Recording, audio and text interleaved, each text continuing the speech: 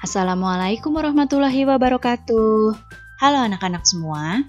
Hari ini kita akan belajar tema 8, subtema 3, pembelajaran keempat dengan muatan PPKN dan IPS. Sebelum mulai belajar, kita berdoa terlebih dahulu ya. Berdoa dimulai.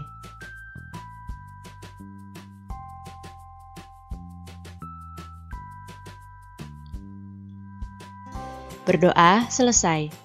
Baik anak-anak, sudah siap untuk belajar hari ini? Kalau sudah siap, mari kita mulai belajarnya. Pertama-tama, kita akan mempelajari muatan PPKN. Pada pembelajaran sebelumnya, kalian telah mengetahui manfaat dari beragam jenis usaha. Setiap orang memiliki usaha yang berbeda-beda. Berbagai jenis usaha dilakukan untuk memenuhi berbagai kebutuhan manusia, seperti sandang, pangan, dan juga papan.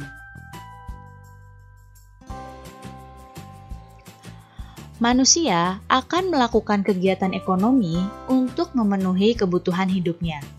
Dalam kehidupan sehari-hari, manusia hendaknya memiliki etika moral. Dengan etika moral, manusia dapat menghargai setiap kegiatan ekonomi yang dilakukan oleh orang lain.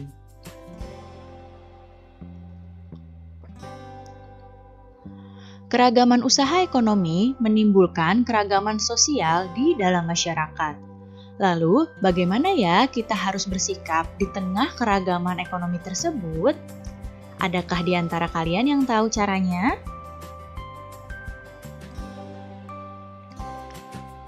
Ya, berikut ini adalah cara menghargai kegiatan usaha ekonomi orang lain.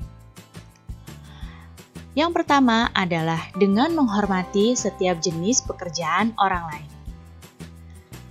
Berikutnya, menumbuhkan persaingan usaha yang sehat dalam kegiatan perekonomian. Berikutnya, menghormati usaha ekonomi orang lain dengan tidak iri atas keberhasilannya. Kemudian, menjunjung tinggi setiap jenis pekerjaan yang dilakukan orang lain dan meneladani keberhasilan orang lain dengan meniru sikap positif orang tersebut. Sikap menghormati dan menghargai akan memperkokoh persatuan dan kesatuan di Indonesia.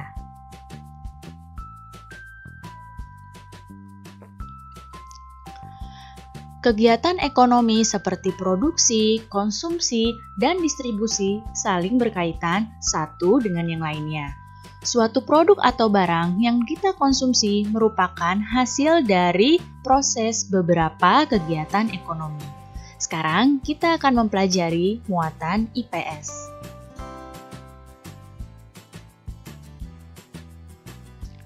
Kegiatan ekonomi yang dilakukan setiap orang melibatkan orang lain. Setiap pelaku kegiatan ekonomi memiliki peran yang saling menguntungkan. Berikut ini adalah kegiatan ekonomi. Ada produksi, distribusi, dan konsumsi. Kegiatan ekonomi ini saling melibatkan satu sama lain.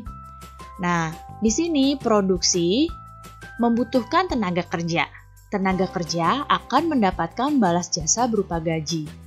Kemudian dari proses produksi masuk ke proses distribusi. Barang hasil produksi akan disalurkan kepada masyarakat oleh distributor. Distributor di sini adalah para pedagang-pedagang. Dan kemudian barang yang sudah didistribusikan siap untuk dikonsumsi oleh masyarakat.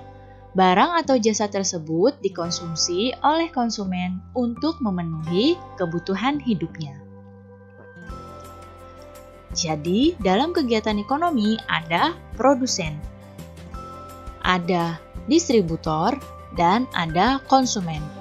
Produsen adalah orang yang memproduksi barang, distributor adalah orang yang mendistribusikan barang, dan konsumen adalah orang yang mengkonsumsi barang tersebut.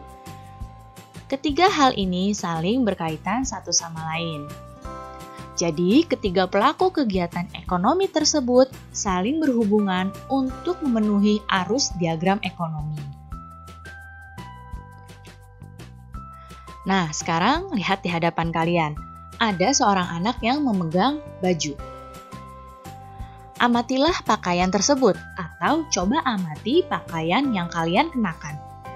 Kira-kira bagaimana ya proses produksi pakaian tersebut? Nah, ternyata untuk menghasilkan sebuah pakaian dibutuhkan waktu yang lama.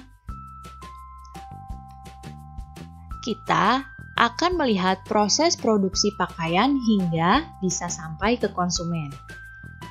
Nah, yang pertama, petani mengumpulkan kapas untuk dikirim ke pabrik. Jadi, pakaian yang kita gunakan itu awal mulanya dari kapas. Kemudian, kapas dari pohon kemudian dipintal terlebih dahulu di pabrik. Hasil pintalan tersebut akan menjadi benang. Benang tersebut ditenun di pabrik hingga menjadi kain. Kemudian, kain dapat dibuat pakaian oleh para penjahit. Pakaian yang sudah jadi didistribusikan oleh pedagang pakaian.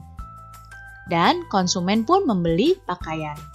Dapat kita lihat di sini, mulai dari petani mengumpulkan kapas ke pabrik, kemudian kapas dipintal, benang ditenun, hingga menjadi kain dan kainnya dibuat pakaian. Ini adalah proses produksi. Kemudian, pakaian yang didistribusikan oleh pedagang ini termasuk proses distribusi. Dan proses konsumsinya adalah ketika konsumen membeli pakaiannya. Jadi, cukup panjang ya alur sebuah benda agar dapat dikonsumsi oleh masyarakat. Berikut ini adalah keuntungan dari kegiatan ekonomi. Kegiatan ekonomi ada produksi, distribusi, dan konsumsi. Keuntungan dari kegiatan produksi yang pertama adalah produsen mendapat keuntungan dari penyediaan barang mentah atau barang setengah jadi. Kemudian, proses produksi juga dapat membuka lapangan pekerjaan. Pada proses distribusi, di sini distributor mendapat keuntungan dari penjualan barang. Dan juga proses distribusi ini dapat membuka lapangan pekerjaan. Kemudian, keuntungan dari kegiatan konsumsi adalah konsumen dapat terpenuhi kebutuhan hidupnya.